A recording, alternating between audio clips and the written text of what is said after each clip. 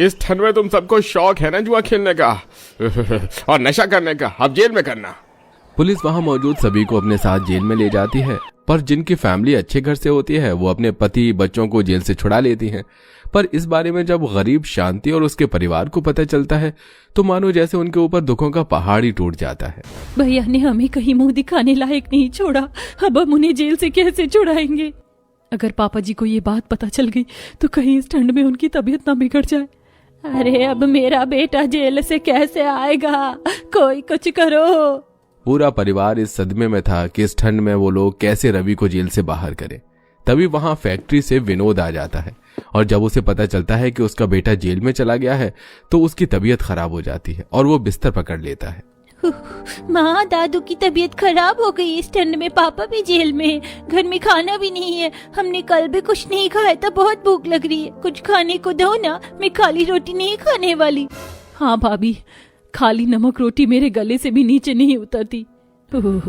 यहाँ खाने के लिए घर में आटे के अलावा घर में अनाज का एक दाना नहीं है और तुम लोगों से सूखी रोटी नहीं खाई जा रही। आखिर बहू इतनी ठंड में कहाँ से खिलाएगी तुम्हें अच्छा खाना? माँ जी, बच्चे और आरती सही तो बोल रहे हैं, आखिर कब तक हम सूखी रोटी खाएंगे? एक दिन ये आटा भी खत्म हो जाएगा, इसलिए मैंने सोच लिया है कि मैं कोई काम करूंगी। पर बहू, तुझे इतनी ठंड में कहाँ काम मिलेगा? कहीं ना कहीं तो काम मिल ही जाएगा माँ जी।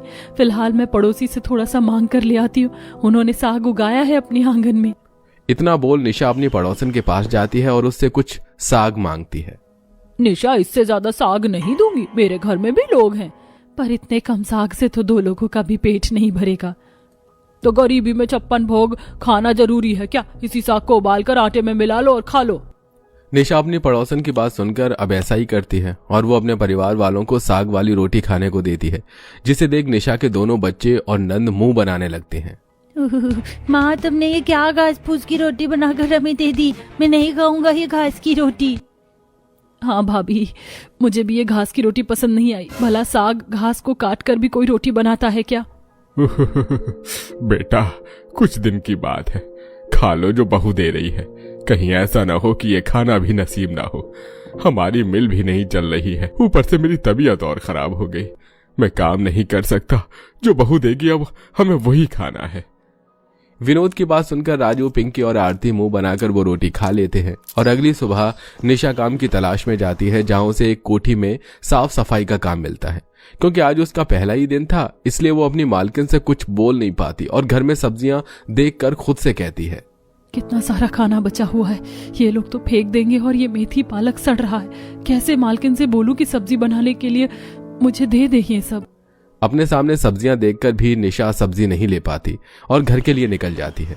तभी उसकी नजर एक सब्जी वाले पर पड़ती है, जो खराब पालक और मूली के पत्ते तोड़कर गाय को खिलाने के लिए जा रहा होता है।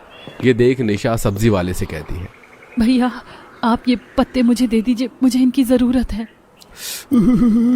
वैसे मुझे इनका कोई काम नहीं है, अगर तुम्हें जरूरत है तो तुम बेशक से रख लो, कितनी ठंड हो रही है। अरे मेरी तो सारी सब्जियां बिक गईं, अब तो मैं घर जाकर आराम करूंगा। निशा पालक और मूली के पत्ते लेकर घर जाती है और एक बार फिर पत्तों से रोटियां बनाती है और फिर खाने में फिर हरी रोटी देख बच्चे और आरती मुंह बनाने लगते हैं। क्या भाभी, आपने तो कसम खा ली कि आप हमें ये घास की ही रोटियां खिलाओगे? ये रोटी बिल्कुल भी अच्छी नहीं लगती खाने में। हाँ माँ, एक दिन रोटी सब्जी खिला दो ना, क्या हम इतने गरीब हो चुके हैं कि एक दिन अच्छा खाना भी नहीं खा सकते। अगर दादा ठीक होते और पापा भी कमा रहे होते तो ये घास फूस की रोटी ना खानी पड़ती। बेटा, तुझे नहीं पता हमारी गरीबी की चरम सीमा कहाँ तक पहुँच चुकी है। हमें घास की रोटी नसीब हो रही, हमारे लिए यही काफी है। एक बार फिर सभी लोग मुंह बनाकर वो रोटी खाते हैं। अब इसी तरह से कुछ दिन बीत जाते हैं और हर रोज कोई ना कोई जुगाड़ करके निशा अपने घर वालों को 2 वक्त की घास की रोटी देती है। माँ जी, मुझे तो समझ नहीं आ रहा कि मैं इस ठंड में आज अपने घर वालों को कैसे रोटी बना कर दूं। अब आटा भी सिर्फ 5 रोटी का बचा है। बहू, जब से मेरा रवि जेल में गया है तब से हम कभी मूली के पत्ते तो कभी सड़े गले पालक के पत्तों की रोटी खा रहे हैं। अब हमारे घर के सामने ये जो चने के पौधे और घास हो रखी है, हमें आज इन पत्तों और घास को तोड़कर उन्हें उबाल कर पीस कर उनकी रोटी बनानी पड़ेगी। न चाहते हुए भी निशा और शांति घर के बाहर से चने का साग तोड़ती है और उनसे रोटी बना देती है। फिर से वही घास फूस की रोटी। आज मैं नहीं खाने वाली ये घास की रोटियां, भले ही मुझे 4 दिन भूखा ही क्यों न रहना पड़े। हाँ माँ, हम भी आज बुआ की तरह घास की रोटी नहीं खाने वाले। आरती, तुम बड़ी होकर अगर ऐसा करोगी तो बच्चे भी तुमसे वही सीखेंगे। तुम तो समझो हमारी मजबूरी। नहीं खाना तो बाहर जाओ और खुद रोटी का इंतजाम करो आरती। राजू और पिंकी बच्चे हैं, उनका समझ में आता है, पर तू भी इस तरह की हरकतें कर रही है। तेरी भाभी कैसे तुम्हें ये घास की रोटियां दे रही है, वो सिर्फ उसका दिल जानता है। इसीलिए अगर अब तुम्हें खाना खाना है तो खाओ, नहीं तो निकलो यहाँ से और अपने खाने का इंतजाम खुद करो। अपनी माँ की बातें सुन आरती को अपनी गलती का एहसास होता है और वो चुपचाप रोटी खा लेती है। अपनी बुआ को रोटी खाता देख पिंकी और राजू भी खाना खाते हैं। और अगले दिन निशा सुबह सुबह मालकिन के घर जब जा रही होती है तो अपनी नंद और बच्चों से कहकर जाती है कि आज मालकिन के घर दावत है तो शायद हमें भी अच्छा खाने का मौका मिल सकता है। आज तो मैं पूरी कोशिश करूंगी खाना लाने की। निशा मालकिन के यहाँ जाती है जहाँ मालकिन उससे कहती है, निशा, मैंने बताया था ना आज घर में मेहमान आने वाले, तो तुम पालक पनीर, पूरी, साग और भी 5 तरह के अच्छे पकवान बना देना। ठीक है मालकिन। मालकिन के कहने पर निशा सुबह से शाम तक अकेले सारा काम करती है और सारा खाना बना लेती है। पर तभी वहाँ उसकी सास रोती हुई आती है। बहू, तेरे ससुर की तबीयत बहुत खराब है, तू जल्दी से घर चल, हमें डॉक्टर के पास ले जाना होगा उन्हें। अगर ऐसी बात है तो आप अभी ये 1000 रुपए ले लीजिए, अभी मेरे पास कैश बस यही बचा है, बाकी कल ही निशा को उसकी सैलरी दे दूंगी। निशा, तुम घर जाओ। जैसे ही निशा को पता चलता है कि उसके ससुर की हालत खराब हो गई है तो वो अपनी मालकिन के कहने पर अपनी सास के साथ सीधा घर आती है। माँ देखो, दादाजी की तबीयत कितनी खराब है, उन्हें डॉक्टर के पास ले जाना होगा। निशा अपनी सास के साथ अपने ससुर को जैसे तैसे डॉक्टर के पास लेकर जाती है और जो मालकिन ने 1000 रुपए दिए थे उनमें से 900 की दवाई लाती है और 100 रुपए का आटा लेकर घर आती है तो देखती है कि सब भूख से बेहाल है। जिन्हें ऐसा देख निशा उदास होकर कहती है, आज मालकिन के घर में दावत थी, सोचा था हमें भी थोड़ा सा ही सही पर अच्छा खाना खाने को मिलेगा, पर लगता है आज भी हमारे नसीब में ये घास की ही रोटियां। माँ जी, आप पापा जी के पास बैठो, जब तक मैं पड़ोस से साग मांग कर लाती हूँ। एक बार फिर निशा अपनी पड़ोसन से सड़े गले पालक के पत्ते लेकर आती है और अपने परिवार वालों को वही खाना खाने को देती है। माँ, कब आएगा वो दिन जब हम भी इस ठंड में कुछ अच्छा खाएंगे? भाभी, आप तो कह रही थी कि आज आपकी मालकिन के घर में दावत है, आज हम कुछ अच्छा खाएंगे, पर ये क्या, आज भी हमें यही खाना खाना पड़ रहा है।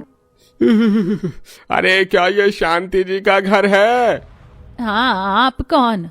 अरे शांति जी, कुछ समय पहले रवि ने मुझे कुछ पैसे उधार दिए थे, मैं वही लौटाने के लिए आया हूँ। ये लीजिए, अपने बेटे के पैसे रख लीजिए। भले ही मेरा बेटा जुआ खेलता था, पर उसने बहुत काम भी किया है और गरीबों की मदद भी करी है। बस उसकी एक बुरी आदत की वजह से आज हमारी ये हालत हो गई है। पर कोई बात नहीं माँ जी, अब हमारे पास पैसे, हम भी रवि जी की जमानत करवाएंगे। पैसे लेकर दोनों सास बहू जेल जाती हैं और पैसे देकर रवि की जमानत करवाती हैं। अब जैसे ही निशा अपनी सास और पति के साथ घर आती है तो वो देखती है कि उसके घर में उसका पूरा परिवार अच्छा अच्छा खाना खा रहा है। ये सारा खाना कहाँ से आया? माँ, आपकी मालकिन बहुत अच्छी है, आप खाली हाथ वहाँ से आ गई थी ना जल्दबाजी में, इसलिए उन्होंने हमारे लिए खाना भेजा है। बेटा, तुम्हारी दादी और माँ ने मुझे बताया, मेरे जाने के बाद आप लोगों ने कई दिनों तक घास की रोटियां खाई हैं, पर अब मैं आ चुका हूँ। अब मैं कभी जुआ नहीं खेलूंगा और दिन रात मेहनत करके आप लोगों का ख्याल रखूंगा। अब फिर से आप लोगों को हरी घास की रोटी खाने की जरूरत नहीं पड़ेगी। उस दिन पूरा परिवार अच्छा खाना खाता है और फिर कभी रवि जुए का नाम नहीं लेता और दिल लगाकर काम करता है। वहीं निशा भी उसका साथ देती है और नौकरी करती है। इस तरह दोनों अपने घर वालों की देखभाल करते हैं। उठ बेटा, क्या हुआ? आंखें खोल, आंखें खोलना बेटा, देख तेरी दादी तुझे आवाज दे रही है। मोहन बेटा, उठ ना, क्या हुआ तुझे? उठ जा बेटा, एक बार अपनी आंखें खोल, देख तेरी माँ तुझे पुकार रही है। भाभी, मोहन अभी इस दुनिया में नहीं रहा। काजल की बात सुन के गायत्री तेज तेज रोने लगती है और कहती है, हे भगवान, तूने ये क्या किया? तूने मुझसे मेरा पोता छीन लिया। अगर तुझे मारना ही था तो मुझे मार देता, ये बूढ़ा शरीर और जी कर क्या करता। अपनी आंखों के सामने अपने पोते को जाते हुए देख रही हूँ, मुझसे बड़ी अभागन कौन है? आखिर कैसे हुआ बच्चे के साथ ये सब? कहाँ था उस वक्त उसका पूरा परिवार जब उस बच्चे ने अपनी जिंदगी से हाथ धो दिया? आइए जानते हैं अपनी आगे की कहानी में। माँ, जनवरी के इस महीने में ठंड दिन पर दिन बढ़ती ही जा रही है। ये ठंडी हवाएं शरीर को सुन्न कर रही हैं।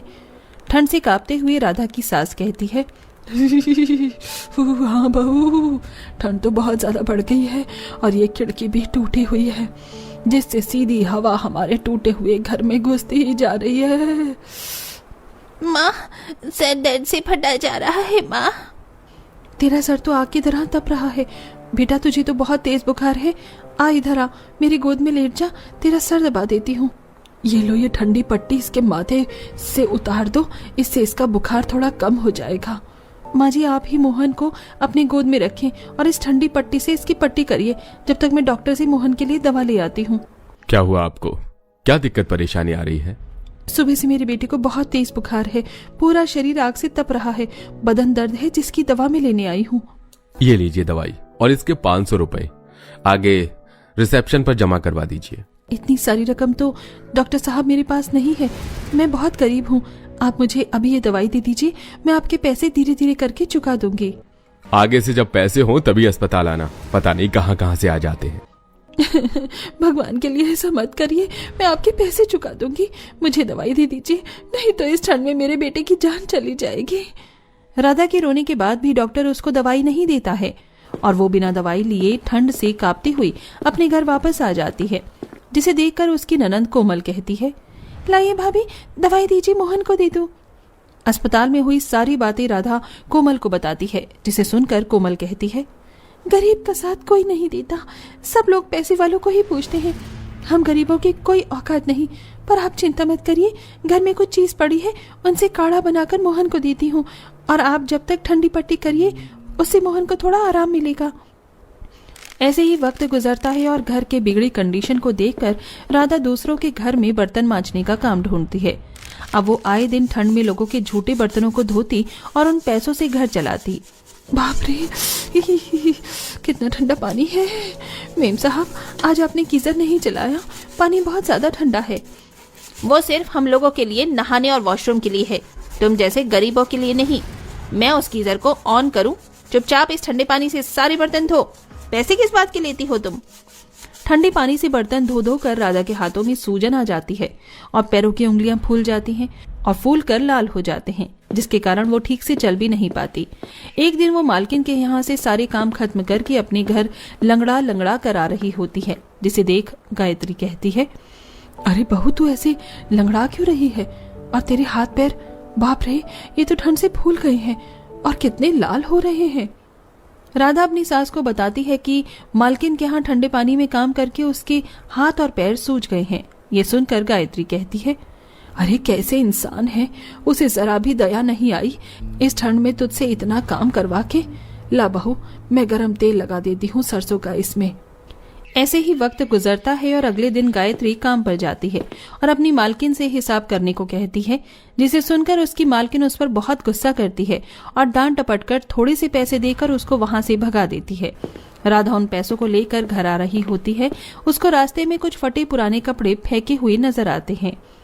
देखिए माँ जी, मुझको कुछ कपड़े मिले हैं जो मैं अपने बच्चों के लिए लेकर आई हूँ। इन्हें पहनने के बाद बच्चों को ठंड से राहत मिलेगी। ये स्वेटर तो जगह जगह से फट रहा है, आखिर इससे क्या ही ठंड जाएगी, इसे फेंक दो, कोई काम का नहीं है ये।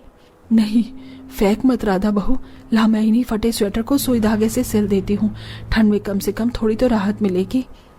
देखो मेरा नया स्वेटर, ये कितना प्यारा है, अब तो मुझे थोड़ी ठंड भी कम लग रही है माँ। ऐसे ही वक्त गुजरता है। सभी लोग रात का खाना खाकर सो रहे होते हैं। रात को तेज बारिश, बिजली की कड़कने की आवाज और ठंडी हवाएं उनके टूटे घर में सीधे जा रही होती हैं। वो सभी लोग ठंड से कांपते हुए जमीन पर ठिठुर कर सो रहे होते हैं। कुछ देर बाद सुबह होती है और सभी लोग उठकर बैठते हैं, लेकिन मोहन टस से मस नहीं होता। सभी लोग डर जाते हैं। तभी गायत्री कहती है, मोहन, मोहन बेटा उठना, सुबह हो गई है, कब तक ठंड में जमीन पर ऐसे ही सोता रहेगा। गायत्री के इतना कहने पर भी मोहन टस से मस नहीं होता। बेटा मोहन, उठना, अपनी आंखें खोल, मैं कब से तुझे आवाज दे रही हूँ बेटा, कुछ तो बोल। भाभी, मोहन अभी इस दुनिया में नहीं रहा, कल रात की ठंड से उसकी सांसें अब हमेशा के लिए रुक चुकी है। पूरा परिवार तेज तेज रोने लगता है। राधा चिल्लाते हुए अपना सर जमीन पर मारने लगती है और रोते हुए कहती है, हे भगवान, न जाने किस परिवार में मेरी शादी हो गई। माँ बाप ने कपास की खेती है बोलकर अच्छा पैसा कमाते हैं, मेरी शादी इस गरीब घर में करवा दी। यहाँ एक वक्त का खाना नसीब हो जाए वही बहुत बड़ी बात है, और आज तो मैंने अपना बेटा भी खो दिया। अब तो मानो ऐसा लग रहा था कि दुखों का पहाड़ और ठंड का कहर इन गरीब परिवार पर टूट पड़ा हो। अब मोहन की तस्वीर पर भी माला चढ़ जाती है। पूरा परिवार शोक में था। ऐसे ही वक्त गुजरता है। पड़ोसन बिमला उनके घर की तरफ से गुजरती है और घर के बाहर से ही कहती है, कहने को कपास की खेती करते हैं, लेकिन अपने लिए ही इस कड़कती ठंड में एक रजाई नहीं बना सकते। देखते देखते इन्होंने अपना एक बेटा भी खो दिया। इतना कह के बिमला वहां से चली जाती है। गेट पर खड़ी राधा और गायत्री ये सब कुछ सुन लेती हैं। सभी लोगों को लगता है कि हमारे कपास से बहुत कपास आती है, लेकिन ऐसा कुछ नहीं है। वो तो कब से सूखी और बंजर पड़ी है। अपनी सास की बात और पड़ोसन की बात सुनकर राधा कपास के खेत में जाती है, जहां दूर दूर तक सब सूखा पड़ा होता है। तभी उसकी नजर एक कोने में जाती है, जहां वो देखती है कि बहुत सारे कपास उगे हुए हैं। तब वो उनको एक कट्टे में भरकर अपने घर पर लेकर आती है। सुबह उठकर गायत्री कहती है, बहू, तेरी ये कपास के रुई से बनी हुई रजाई तो बहुत गर्म थी। रात को इतनी ठंड पड़ रही थी और हमारे तो पसीने छूट रहे थे। हाँ मामी, सही कह रही है माँ, सच में ये रुई तो बहुत गर्म थी। रात को ठंड भी नहीं लगी और गर्माहट से नींद भी अच्छी आई। ये हमारे कपास की खेती में से लाई हुई रुई थी, जिनकी मैंने रजाइयां बनाई, और वो इतनी गर्म हुई।